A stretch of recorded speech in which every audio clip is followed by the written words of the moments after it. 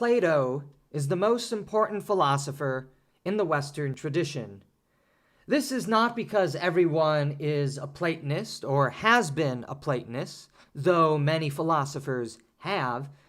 This is because Plato started the discipline that we remember and still practice today as philosophy. As Alfred North Whitehead said, the safest general characterization of the European philosophical tradition is that it consists of a series of footnotes to Plato. But Plato is a deep and dense thinker that often eludes many, and the caricatures of Plato as someone who also works deeply with Plato is often disheartening to see, especially in the world of online media. So here we will dispense with some of the worst misunderstandings of Plato so that you don't make those common mistakes when reading and interpreting many of Plato's great writings. Perhaps the most common misapprehension when reading Plato is the conclusion that the world is bad or imperfect. This is often a very sophomoric interpretation of Plato. Plato, and by extension Plotinus, and the myriad of other Platonists after Plato, never asserted that the world was bad or evil. Again, this is a complete misunderstanding of the idea of the Platonic forms and their relationship with the world. While certain quasi-Platonic outgrowths, such as Gnosticism and Manichaeanism, which embraced partial aspects of the Middle Platonic philosophical system, would come to assert this, Platonists, in their own time, like Plotinus, took it upon themselves to deny that the material world was evil. One, for instance, can simply read Plotinus's Aeneid 2.3, where he explicitly states that the world is not evil. Plato's cosmos is rationally ordered and hierarchical. It is a reflection of the perfection of the forms, but not the whole cosmos as a reflection of it, because the most important reality to the Platonic forms is actually within the human soul. So humans, according to Plato, can look out upon the world and through their rational thought, through their understanding of what they see and what they're able to think about what they see, the reality, for instance, of beauty, can lead them to an understanding of the Platonic forms. Thus, the constitutive parts of the cosmos, say the sun, the moon, the stars, the earth, the forest, the mountains, the rivers, and the trees, etc., etc., all embody unique beauty that when we encounter and then we begin to assemble together through our rational thought process, leads us to a holistic concept of beauty. It leads us to the form of beauty. Therefore, every part of the cosmos has certain beauty within it to varying and differing degrees. And it is the responsibility of the human individual, the rational soul, to then tie it all together to see the rationally ordered and hierarchical cosmos, the reality of beauty that Plato is concerned with, and how beauty, for instance, has a rational reality to it. That is, in a hierarchy, some things are naturally greater than others in their individual component parts. So, for instance, we would say that the rocks or the individual trees are less beautiful than, say, an entire landscape of rock. an entire landscape of trees, which is a forest, and so on and so forth, all the way up into the cosmic heavens. An individual star is less beautiful than an entire galaxy, but then an individual star is part of a galaxy, and galaxies are individual, but then also holistic, because multiple galaxies make up the entire cosmos. So there are things that are greater and closer in reflection to the Platonic forms once we, as human beings, begin to understand that they are not individually isolated, though we sometimes perceive things as individually isolated, but are in fact part of a bigger and broader whole. So once we begin to understand that everything is actually in a relationship together, we then realize that the earth, that the universe, that we ourselves are in fact a reflection of the ideal. But we must understand that we are in relationship with everything. Plato is arguing here that actually those who see an imperfect world are those who are only able to see individual and isolated parts to it. But even when they see individual and isolated parts of the world, of the earth, of the cosmos, they also make the mistake of not seeing the beauty and the goodness that is embodied in it. Thus, it is necessary for us to see the goodness, the beauty, the order of individual things, but then to also see how all individual things are united in relationship to each other. And this coming to know the truth of the reality of the world magnifies the beauty, the goodness, the order, the rationality of the entire cosmos. So the earth is not an imperfect reflection of the forms. The earth plays the role and the function that leads us to a holistic understanding of the entire existence, which leads us to the rational reality of the forms. It is humans who do not know this truth. That is, it is humans that do not know the role or the function of the earth, of the universe, of the cosmos, in relationship with everything. It is humans who do not know this truth and therefore come to conclude wrongly and erroneously that the earth is imperfect.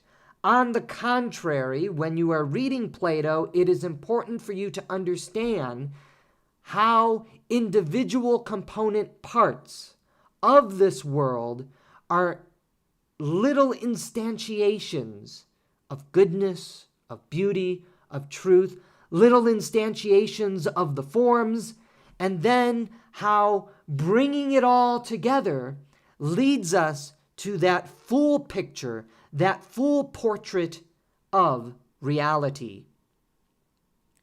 Another common reading of Plato, at least that has emerged in the 20th century thanks to idiots like Karl Popper, is that Plato was a tyrant, or that Plato's philosophy is a precursor to the various tyrannical movements of the late 19th and early 20th century, like Marxist communism and fascism, an argument, again, that imbecile Karl Popper makes in The Open Society and Its Enemies. Such readings of Plato were not in the consciousness of readers until Popper published what is regarded as his magnum opus, even if many Plato and Hegel scholars and Marx scholars took to rebuking Popper's reading of, by the way, both Plato and Hegel here. The argument is that Plato hated the sophists and democratic Athens, whatever the word democratic Athens means in Popper's misuse of the term, and those following him who continue to make the argument that Plato was an opponent of democracy. And we'll get to that point later on here. More to the point, however, Plato was horrified by the sophists and what the sophists brought to Athens. And Plato is really looking at how the sophists and their followers wrought injustice and tyranny, and how they used language to disguise their injustice and their tyranny. So what Plato is actually doing here is he is saying that the sophists, to disguise their injustice, to disguise their tyranny, claimed that what they were doing was in the name of democracy and liberty. And of course, it is the idiot Karl Popper who actually falls for the argument of the sophists rather than understanding Plato. Plato believed himself to be an opponent of tyranny in all its various forms.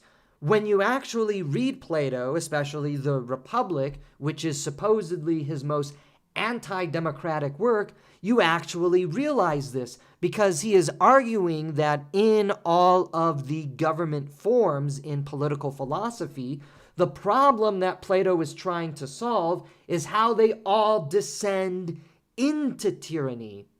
For Plato, tyranny is not simply the rule of a powerful one or few. Tyranny is a combination of when the powerful take advantage of the weak, because humans are not all equal in Plato's philosophy, but naturally different, with some stronger, some weaker, some with intellectual talents, others with physical talents. But the imposition of the strong over the weak is the beginning of injustice. It is when chaos reigns supreme, and it moves us down the path of tyranny. In chaos, which is what leads to tyranny, the body is not in sync with itself. The body is discombobulated and out of order. Thus, as Plato uses in various metaphors, the arms, the leg, the stomach, and the mind, etc., are sick. They are weak. Plato uses this body and health material language, as was common, mind you, in all of ancient philosophy, to try and communicate realities of political philosophy. This, of course, is what you see especially in, say, the Timaeus, which isn't actually about the origins and the creation of the cosmos, but is an allegory of political philosophy.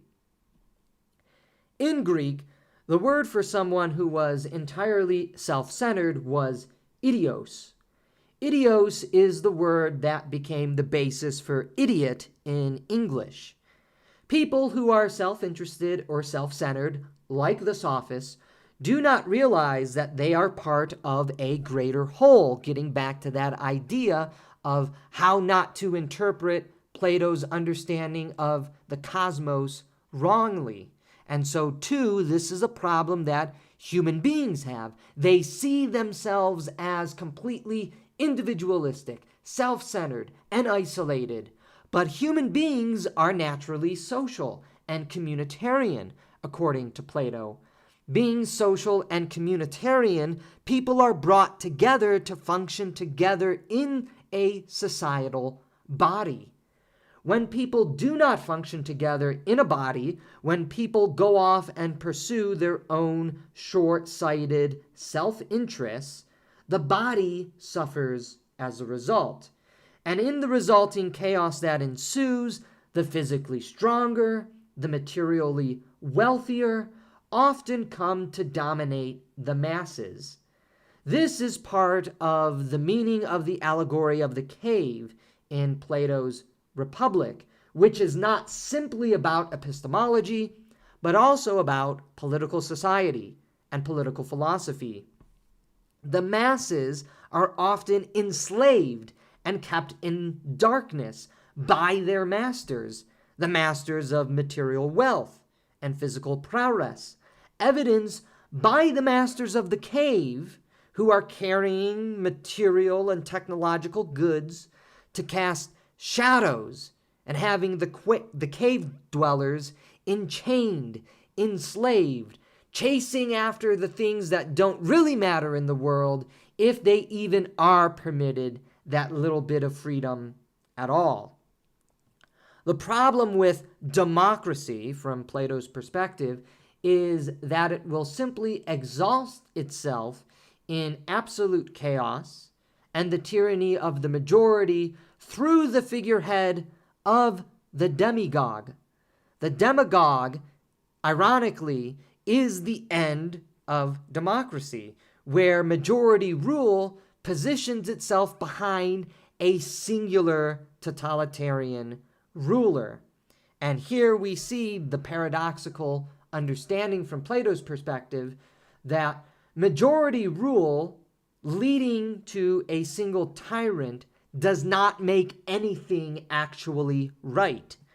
Right is not a product of a force of numbers. It is not a product of material wealth. It is not the product of who is stronger than the weaker, say as Thrasymachus argues in the Republic.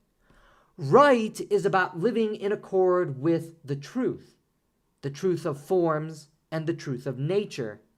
Plato is concerned with the nature of right and wrong, what he calls justice or dikaiosune, which he lists as one of the four cardinal virtues of life.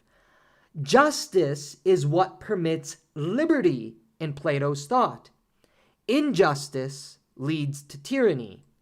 So, contrary to Popper's misreading of Plato, Plato is very much a friend of anti-tyrannical movements and ideals. Much of Plato's political philosophy is concerned with how to understand when you are suffering from tyranny, because in Plato's own life, Athens had descended into injustice and tyranny. And so in order to regain liberty, it is important for us to understand the world of tyranny we are suffering in. Plato is asking us to ask the question, what type of city, what type of political society do we actually live in?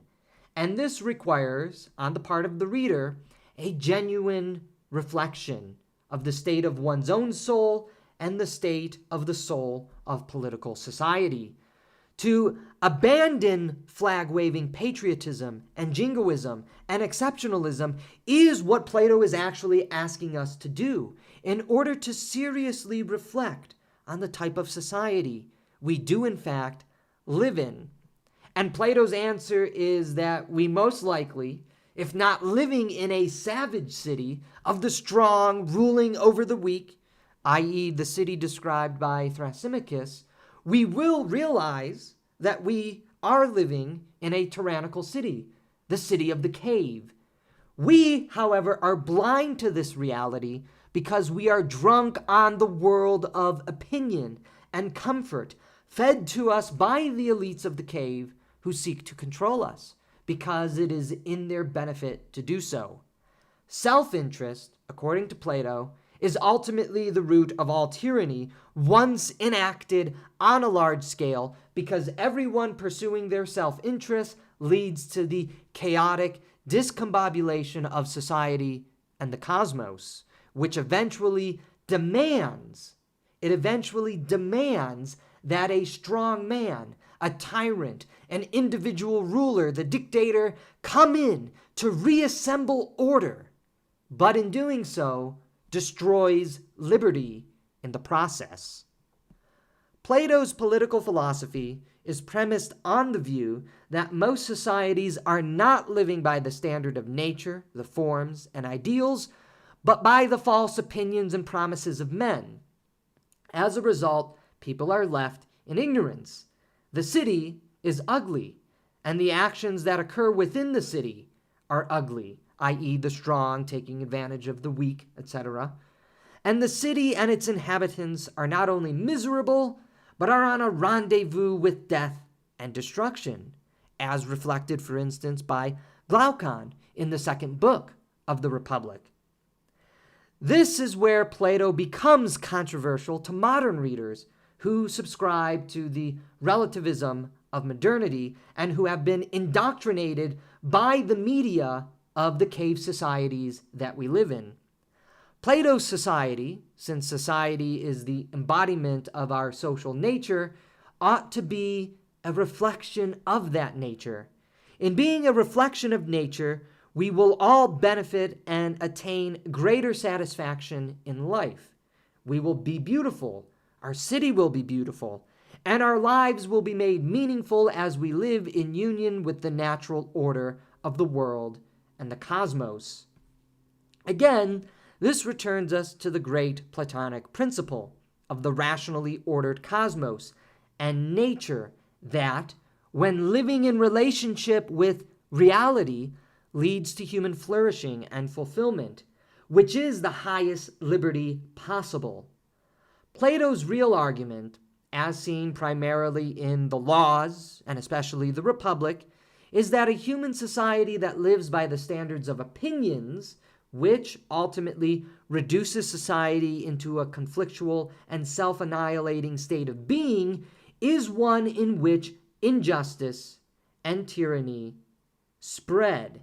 We need to live in a world not of opinion, which leads to injustice and tyranny, but we must conform with the forms and the nature of the reality of the cosmos and of our own souls, which leads to justice, which leads to liberty, which leads to human flourishing. Plato is, in fact, an enemy of tyranny. He causes us to think more deeply about the nature of tyranny and what it really entails, its relationship to injustice, and how tyranny comes about as a result of injustice. As numerous real Plato scholars have pointed out in rebuttal to Karl Popper, Plato's use of political terminology was also vastly different in his time than in ours. Every Plato scholar knows that Plato was an advocate of justice and liberty, and ignoring this because of our modern political indoctrination and sensibilities and use of language does incredible harm in understanding Plato and his philosophical project. Plato asserts that we must actually live in an ordered, knowable, and therefore just cosmos in order to live in a society of liberty. Justice, mind you, is also the very fabric of the cosmos, because justice is one of the cardinal virtues to live by. We must, however, according to Plato, come to know that justice in order to live good and happy lives, the life of liberty. And this requires us to actually think deeply about the state of the political society in which we exist, whether or not we are actually living in a just society and therefore a free society. And if we are not living in a just society, if we are living in an unjust society, which is a tyrannical society, we then must ask, how did we get into this situation? And what, therefore, would be necessary for us to undo these mistakes, to enact and to begin living by the standards of justice and liberty. Plato is a friend of justice. He is a friend of liberty, and he is an enemy of tyranny in his political philosophy. Another common misreading of Plato is the so-called issue of world flight. Like with the evil world, it is understandable how this possibility to exhaust itself in world flight is a common misreading of Plato. After all, if the goal of the world is to live in accord with the truth of the forms, and the earth can only be a partial reflection of that until we come to know the reality of the forms, why wouldn't you do what some have said? Abandon this world for the reality of just the pure forms. However, again, Plato actually never advocated world flight, The whole notion of coming to understand the reality and the truth of the forms is so that you can reform and reorder and reactualize your own life here on earth. Plato's attempt to understand the reality of the immaterial forms, the rational constructs which govern this world, is actually all about living a better, more just, more free life in this world. Plato's entire concept of the forms is so that once we come to understand the truth of the forms, we can live better, more wholesome lives in this world. The problem of the philosophers, the mystics, the Platonic Gnostics who advocated world flight was that they completely misunderstood the entire point of Plato's doctrine of the forms. It wasn't to escape this world, it was so that we can live better lives in this world. Plato's philosophy is actually deeply humanistic because it is about granting humanity the realities of living better, more wholesome, more fruitful lives. But this does require humans living in accord with the rationally ordered cosmos and their knowing their place in this cosmos. This also means humans need to know their proper relationship with the forms. So we can know truth, we can know the forms, and we can know nature in this life and in this world. This, of course, is what the myth of error reiterates at the end of the Republic. The coming to know the light, the truth, the forms, nature, etc., is the key to our happiness and fulfillment. We do not merely remain in the realm of the forms, but we are sent back, as error is. We are sent back to the world of living human beings. We are sent back to the world of the polis. For living in accord with truth and nature brings us closer to the forms and the consummation of our very human nature. Therefore, this is a simple logical syllogism. If you are living in accord with nature, you are living in accord with your human nature. If you are living in accord with the reality of the forms, you are living in accord with the nature of the human soul. You will, therefore, live a better, more just, and happy life, the life of the free soul, the free individual. We can know the forms from our position in this world. That is what it's all about. We need not transcend this world for just the world of the immaterial forms, as the argument of world flight erroneously asserts. Again, for Plato, the entire notion, the whole idea of coming to know the forms is so that you can restructure, reorder your life here and now. And if everybody is doing that, we are living in a more just, a more equitable, and freer political society.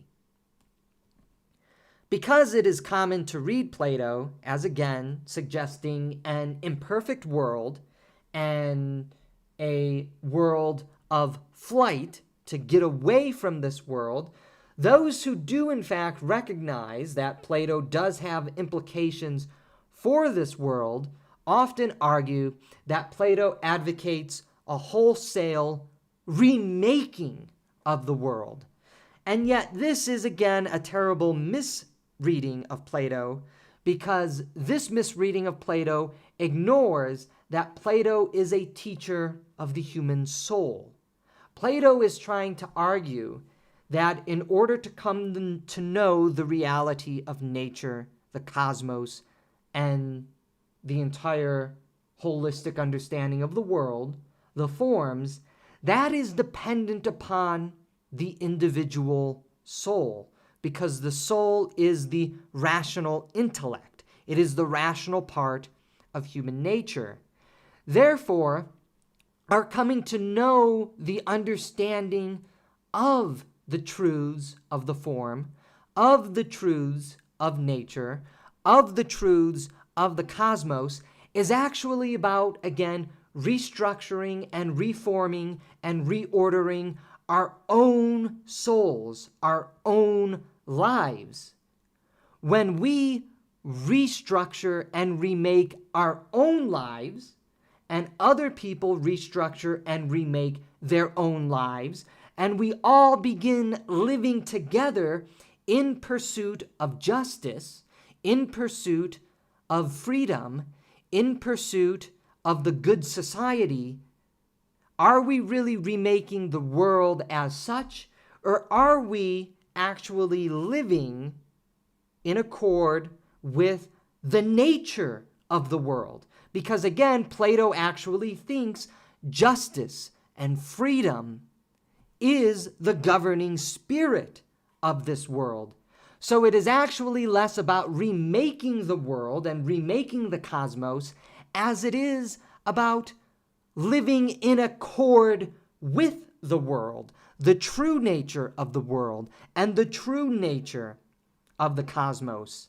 This coming to live in accord with nature, the natural order of things, and the reality of the forms is about living as it should be rather than, quote unquote, remaking the world. It is about living as the cosmos and its nature always intended. It is up to us as individuals to remake the condition of our soul. It is up to us as individuals to come to have an understanding of the reality of nature in order that we should begin living in accord with the reality of nature and the reality of the cosmos. The key to understanding Plato is that we live in a rationally ordered and hierarchical cosmos that can be rationally known, that is filled and governed by the spirit of justice and liberty. We are but a part of that unified whole.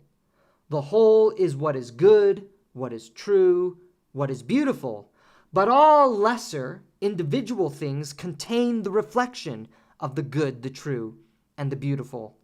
It is pertinent that our situatedness in the cosmos, in relationship with the entire universe, comes to understand the reality of our situatedness, whereby we understand the truth of the whole, which then magnifies the reality of our given existence.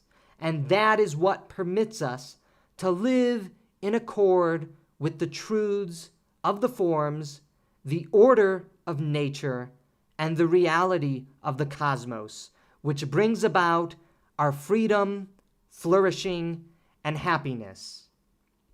If there are a few things to not make the mistake of doing when reading Plato, it's exactly that.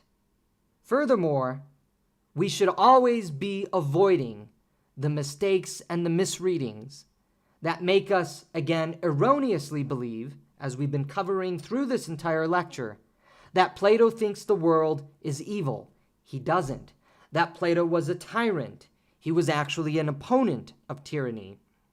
That Plato advocates world flight.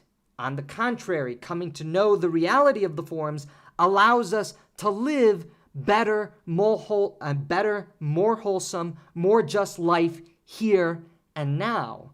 And furthermore, and lastly, Plato's entire philosophy of, quote unquote, coming to understand isn't about remaking the world. It is about reordering our own soul in order to live in accord with the nature of this world. And what Plato is ultimately advocating is once we come to know the goodness and the beauty and the truth of this world, once we come to understand the nature of tyranny and can work towards justice and liberty, once we understand that this is all possible here, now, in this life, on this earth, in our political societies, we will begin finally living up to our very nature and living free, flourishing, and happy lives. Freedom, flourishing, and human happiness is what Plato's philosophy is ultimately all about.